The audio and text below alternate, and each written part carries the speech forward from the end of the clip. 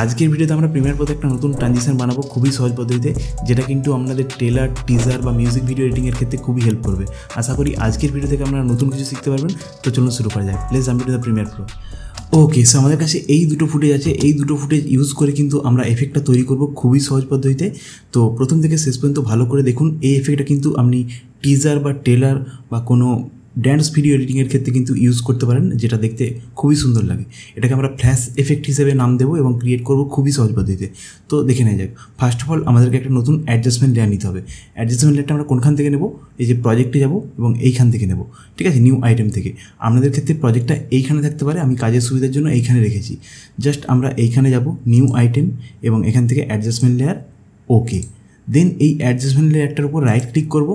দেন আমরা speed and duration এইখানে যাব, এবং এই যে ডিউরেশন এটা আমরা এখানে ক্লিক করবো, একটা ক্লিক করে এটাকে 10 করে দেবো, ঠিক আছে, অ্যান্ড ওকে প্রেস করে দেবো।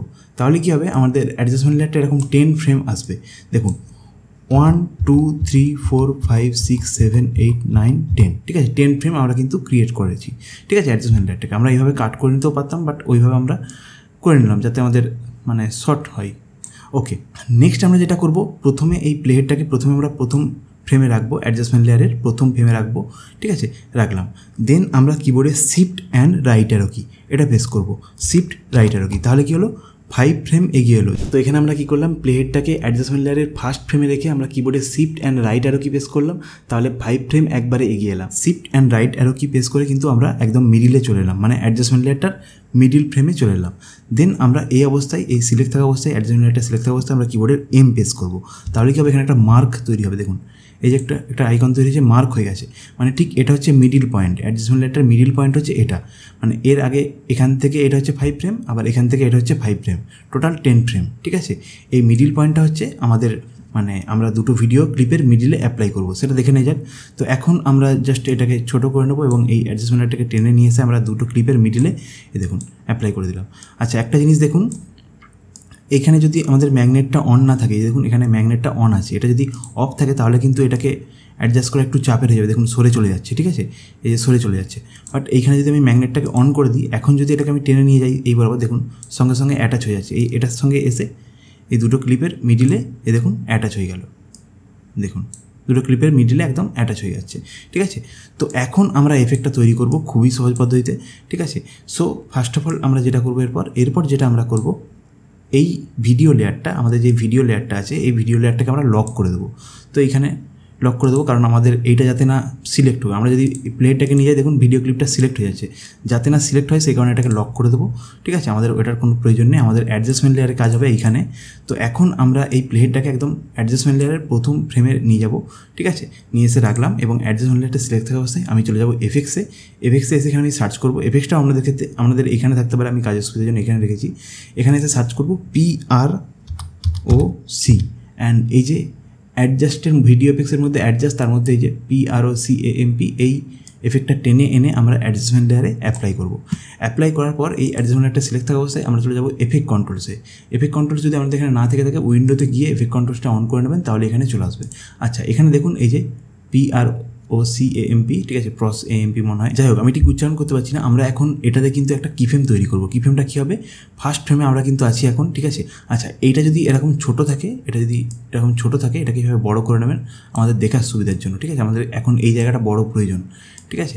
আচ্ছা, নেক্সট আমরা যেটা করব, এই প্লেটটাকে একদম অ্যাডজাস্টমেন্ট লেয়ারের ফার্স্ট ফ্রেমে রেখেছি, দেখুন একদম ফার্স্ট ফ্রেমে আছে, এবং এখানে ব্রাইটনেসের এই যে এইখানে একটা ক্লিক করবো, তাহলে একটা কিফ্রেম তৈরি হলো। দেখুন এখানে, দেখুন একটা ভালো করে লক্ষ্য করুন, এখানে একটা কিফ্রেম তৈরি হয়েছে।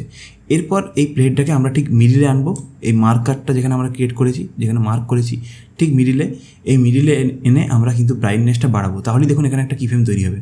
ব্রাইটনেসটা বাড়াচ্ছি এবং 65 এরকম, 67 এরকম রাখলাম, ঠিক আছে, ওকে। দেন আমরা একটু এগিয়ে গিয়ে এখানে আমরা লাস্ট ফ্রেমটাই টাচ করব, অথবা এখানেই রাখি, এখানে রিসেট করে দিলে আবার 0 হয়ে যাবে, এবং এটাকে ধরে আমরা কিন্তু ডান দিকে ঠেলে দিতে পারি। That's it.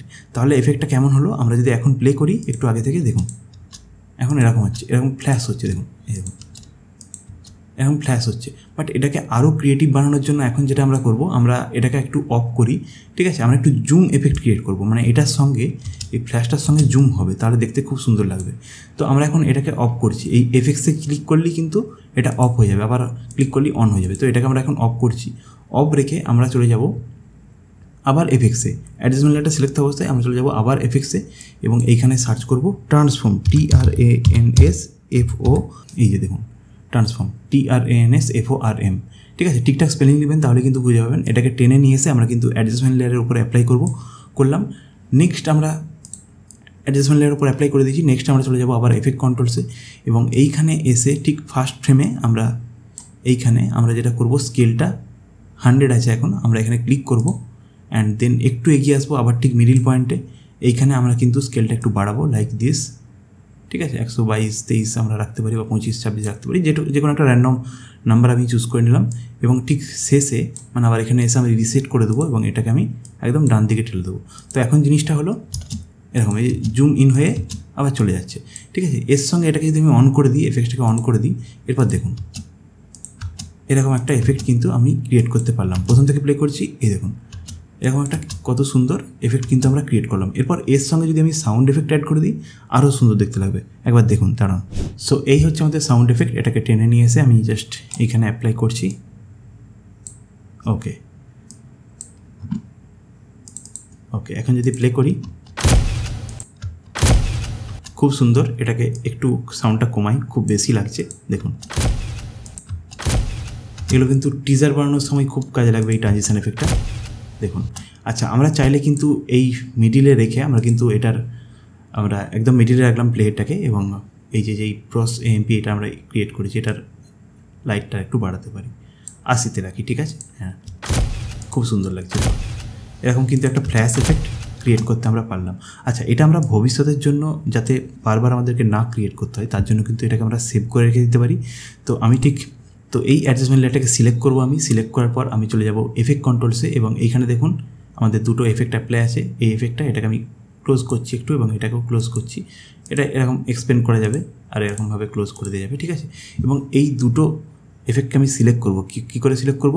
এখানে ক্লিক করব, দেন কন্ট্রোল চেপে ধরে এখানে একটা ক্লিক করব, দুটো সিলেক্ট হয়েছে, রাইট ক্লিক করব, সেভ প্রিসেটে ক্লিক করব এবং এখানে আমি নাম দিয়ে দিচ্ছি যে ফ্ল্যাশ এফেক্ট, ঠিক আছে, PG ফ্ল্যাশ এফেক্ট, ঠিক আছে।